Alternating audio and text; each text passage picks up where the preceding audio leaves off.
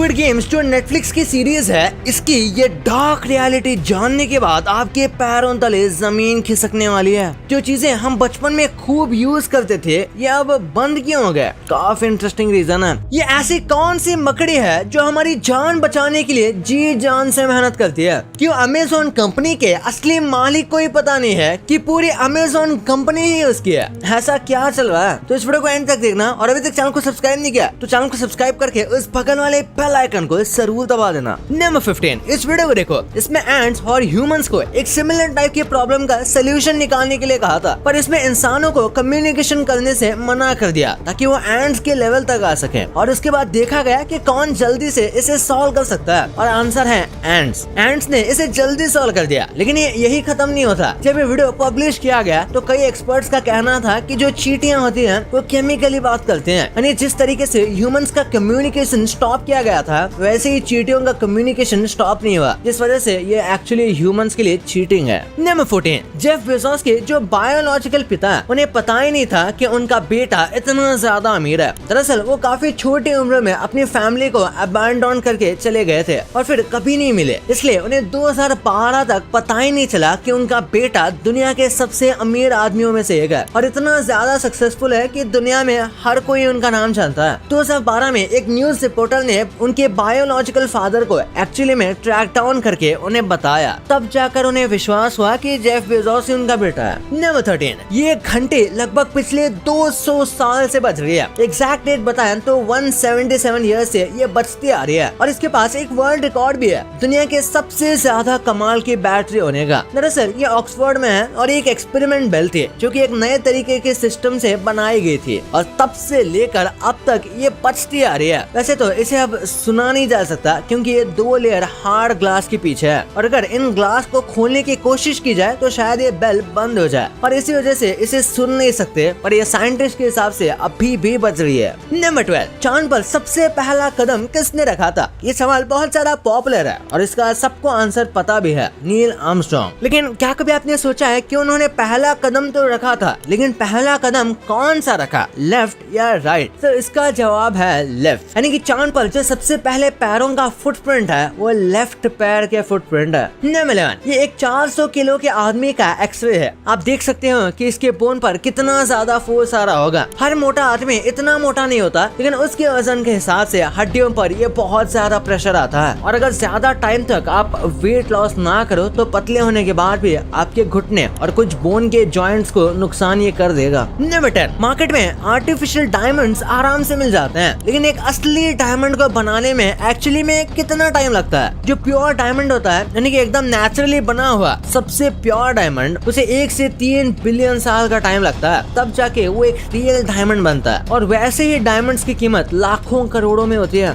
Number 9, यार aeroplane में vibration कम करने पर बहुत ज्यादा फोकस किया जाता है और इसी वजह से उसके सारे कंपोनेंट्स को इतना स्टेबल बनाया जाता है कि वो कम से कम वाइब्रेट करे, क्योंकि वाइब्रेट करने पर जो स्क्रू होते हैं वो अपने आप निकल सकते हैं। जैसे कि इस एग्जांपल में देखो, जैसे ये वाइब्रेट हो रहा है, क्रूज धीरे धीरे करके निकलते जा रहे हैं और ये एक्चुअली में प्लेन में भी हो सकता है। नंबर 8, एक बार इस वीडियो को देखो, ये एकदम 3D लगता है पर ये बस एक कार के बर्न आउट मार्क्स हैं। शायद उसने बहुत सारा कस के ब्रेक लगाया होगा, उसके बाद ये ऐसा बर्न आउट हुआ होगा और किस्मत से ये मार्क ऐसे आए हैं जैसे कि ये टायर का शैडो हो और इस वजह से ये पूरा 3D लग रहा है, लेकिन ये पूरा जो हुआ है ये पूरी की पूरी तरह कोइंसिडेंटली हुआ है। नंबर 7, यार रशिया में लोग बड़े डायरेक्ट होते हैं, इसी वजह से इन्हें कई बार रूड भी समझते हैं, पर ये बस इनका नेचर है। जैसे कॉल उठाकर ये हेलो हाई नहीं कहते बल्कि डायरेक्ट कहते हैं आई एम लिसनिंग, यानी डायरेक्ट मुद्दे की बात पर आ जाता है और कई लोगों को लगता है कि ये एकदम रूड है, पर वहाँ ये काफी नॉर्मल बात है। नंबर 6, ये आपको थोड़ा अजीब लग सकता है लेकिन एक्चुअली ये बिल्कुल सच है। अगर आप एक जंगल में हो और वहाँ पर आपको चोट लग जाए और आपके पास कोई भी बैंडेज या कुछ नहीं है तो मकड़ी के जाले जो होते हैं उसे आप कलेक्ट करके रैप कर सकते हो। जंगल में आसानी से आपको मकड़ी के जाले मिल जाएंगे। आपको बहुत से जालों को कलेक्ट करना है और इसे कॉटन की तरह आप यूज कर सकते हो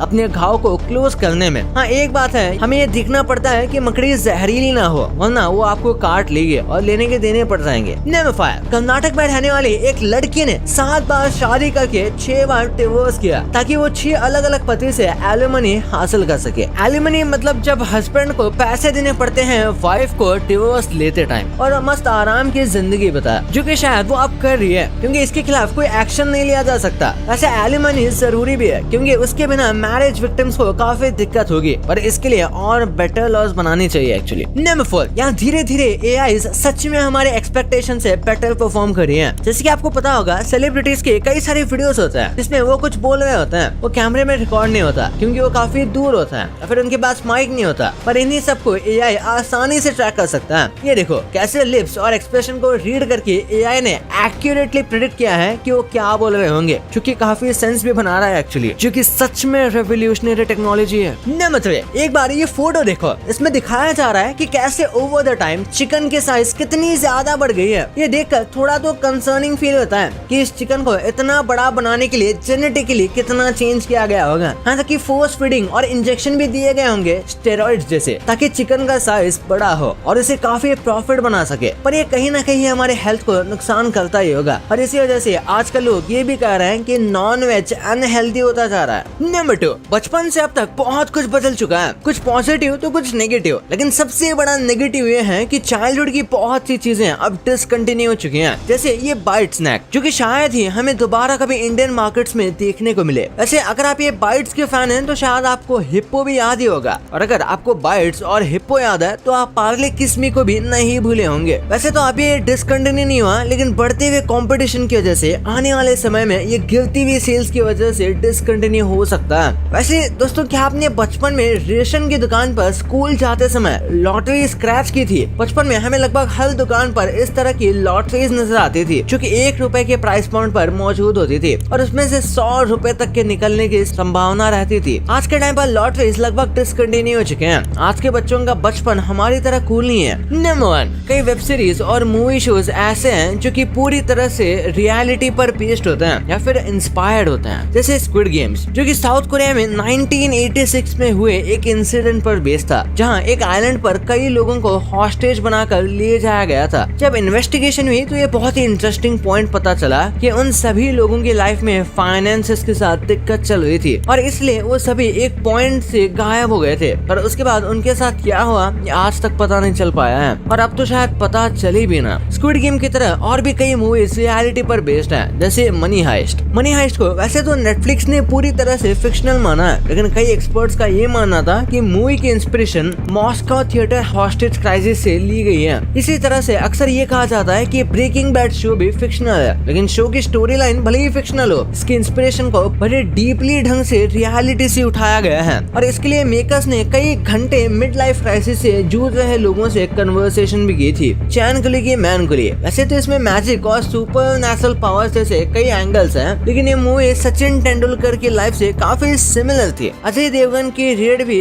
सच्चाई पर बेस्ड थी, जहां उन्होंने 1981 में हुए एक इंसिडेंट को बड़े ही ब्यूटीफुल ढंग से पोर्ट्रे किया था। भाई ये तो आपको पता चल गया, पर इन फेमस यूट्यूबर्स के साथ जो स्कैरी चीजें भी हैं, ये देखकर आप सच में हिल जाने वाले हो। ये जो आप रोजाना प्रोडक्ट्स यूज करते हो, ये पहले दिखते कैसे थे ये जानकर आपको यकीन ही नहीं होगा कि ये वही प्रोडक्ट्स हैं। और कैसे परफ्यूम लगा के आप डेली के 300 रुपए खर्च होने से आराम से बचा सकते हो, वो कैसे इस वीडियो में पता चलेगा। तो इस वीडियो को जाके अभी देखो यार, क्योंकि अगर आपने नहीं देखा तो बहुत कुछ मिस होने वाला है। और अभी तक चैनल को सब्सक्राइब नहीं किया तो चैनल को सब्सक्राइब करके उस बगल वाले बेल आइकन को जरूर दबा देना। तो मिलते हैं अगले वीडियो में, तब तक के लिए बाय।